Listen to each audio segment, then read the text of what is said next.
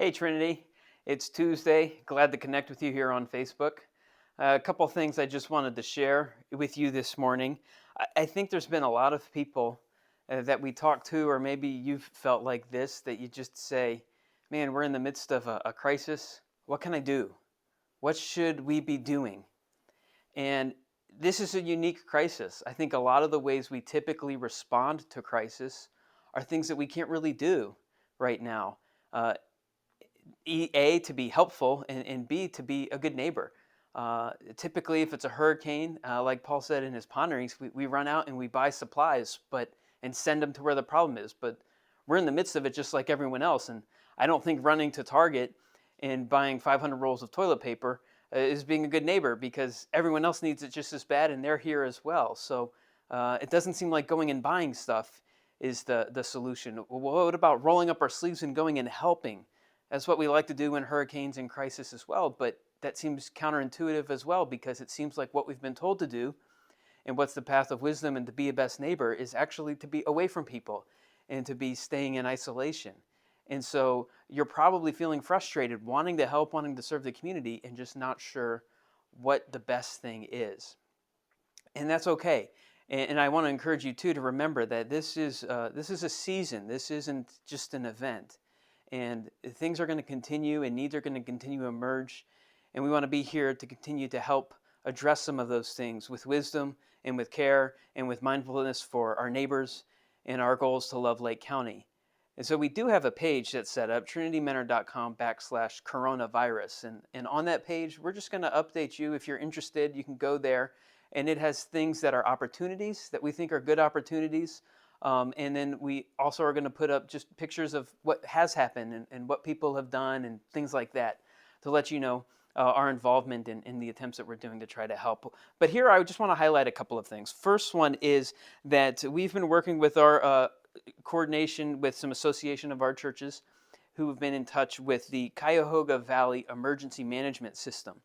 And they have a need for people to go to Cleveland, where the management system is, and sort in all of the personal protective equipment that they're receiving to be sorted and things like that. And so if you go to that website that I mentioned, and you'll see it in the comments also, you can sign up through a Google document for a time that works for you, get the directions and all the information you need to be able to go and help that. So if you feel like you're able-bodied and physically fit and healthy to do that, you can sign up, and that's a great way to serve. We've all learned this new verbiage, right? PPE, personal protective equipment. We've never been so informed about masks and different things like that. You know the need. Here's an opportunity to serve it right with the emergency system that's putting it in place and sort. So great opportunity. Another thing is we really wanted to do the Easter Fun Fest with Abraham Dialli's church. And by the way, just as an update, his son, who went to the hospital sick, does not have coronavirus, so that's good news. But we're not going to be able to do an Easter Fun Fest for them this year because of what's going on. But we still want to serve the church, we want to serve the community, and be able to say, Happy Easter from Trinity. And so we have put together some baskets, and you can pick the baskets up at the west entrance of Trinity, which we keep unlocked from 8 to 8, so you can come in and get it. And you can get one of those baskets, and it's got a name, age, and gender of a child. You can fill that basket with treats and goodies and different things, and then bring it back to church before April 8th.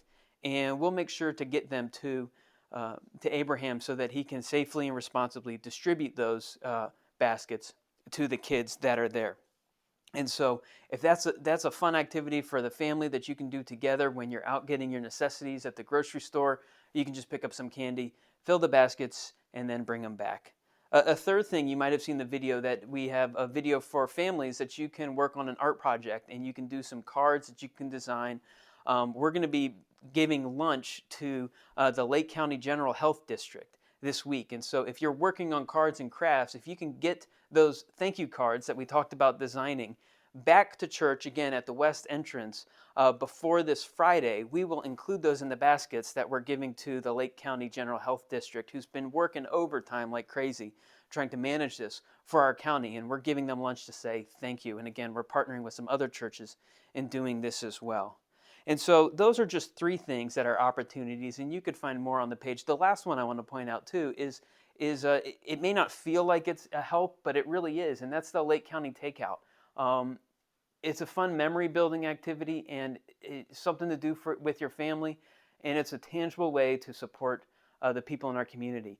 And if you don't feel like this matters, I just encourage you to go to our Facebook page and the last post that we did this past week, where people posted pictures of the different restaurants they went into. And in there, we've just got a comment from one of our local restaurants, the Ridgewood um, Kitchen, and it just wrote, it's a real nice letter. You ought to go and read it, and just said, thank you. This really means a lot that you guys care for this community and that you are behind us. It is tough, and we thank you. It really means a lot. So I encourage you to take a look at that. And if you're able, we know not everyone's going to be able to do this, and certainly not every week, but if you're able to do it, it can be a lot of fun. It can be a way to do something with your family and also remind Lake County and those that are affected by this, like the restaurants, that we're pulling in on this together, and we want to be here for you. So take advantage of those things. Go to the website and look at some other things as well. So, but I want to encourage you with this. In the midst of this crisis, and you ask, what can I do? I heard a leader talking about what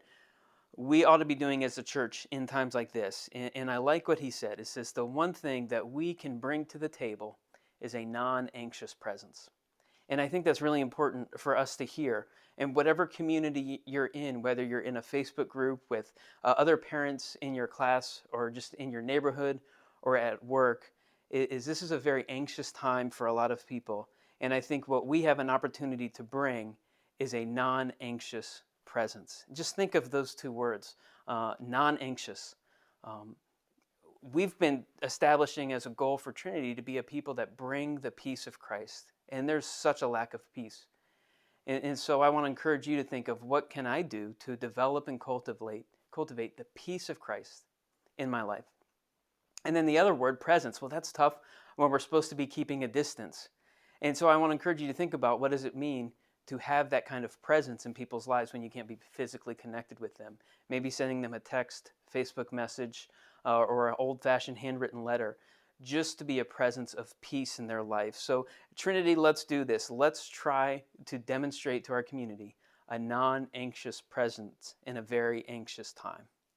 And I just want to close with this passage of Scripture, and just a reminder to people who are there, because here's what I feel like we see when we look on the world of social media, which is kind of the world we all live in now, because it's the only world we can connect with. And just in talking with people anecdotally from time to time, it really feels like, maybe you feel like this too, that people fall into two extreme categories during this time. One is the people that just seems like they have a ton of time on their hands, like they've run out of stuff on Netflix to watch.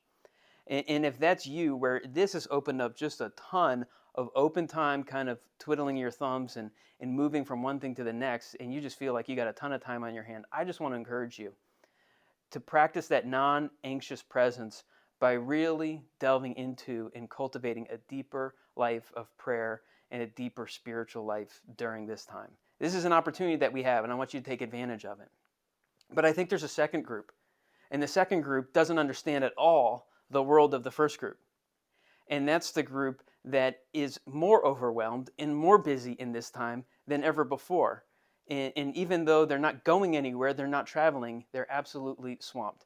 Uh, their job has not changed in its demands, it's just increased, because now they're having to pivot and try to think on how to do that job in different circumstances, and picking up new technology and all kinds of things on top of it.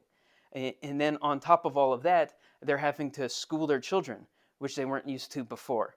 And their spouse is in the same boat as well. So they're juggling calendars and schedules and all of these different things, and they feel absolutely overwhelmed. And if that's you, and that's the situation that you're in right now, can I just ask this of you? Can you allow us to pastor you during this time, perhaps in a unique way? But please allow us to know what you're walking through and how we can walk through it with you. If you want to participate in things like the art supplies or the Easter baskets, but you're just overwhelmed, or maybe you have some immune issues in your house where you feel like you cannot take the risk of leaving the house, even if it's when you're already out getting groceries, you don't want to make an extra stop. If you want to participate, will you reach out to us? I'd be happy to bring the basket and leave it on your doorstep and come by and pick it up another time. And if I do that, what I'll do is, after I drop it off, I just want to sit outside your house in my car and just pray for your household and pray for your family and what you're going through right now. The second thing that I think that I want to encourage you to do is this Thursday at 8:30 in our Next Gen Facebook group. We're going to do something we've never done before, which is combine a Zoom group and a Facebook Live group together. And I just want us as parents to connect during this time, to hear where we're at and to pray for one another and to share about what we're going through. And so I encourage you, we'll send an email out and we'll put a link on the Trinity Next Gen Facebook page, the Zoom page, or the page about how to connect with Zoom. But if you can connect with Zoom, that'll be great for us to see and hear what you're going through. But also in the Facebook Live component, if you can't stay for long, but you just want to send us a message, say, please pray for my family for this. We'd love to do that, and we'd be happy to do that.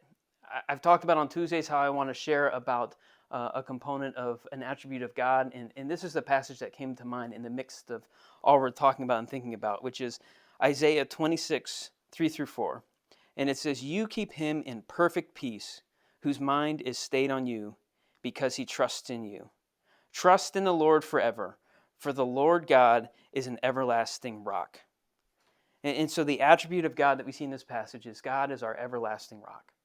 And I just want you to think of those last two words, because we live in a time that's crazy, but it's temporary.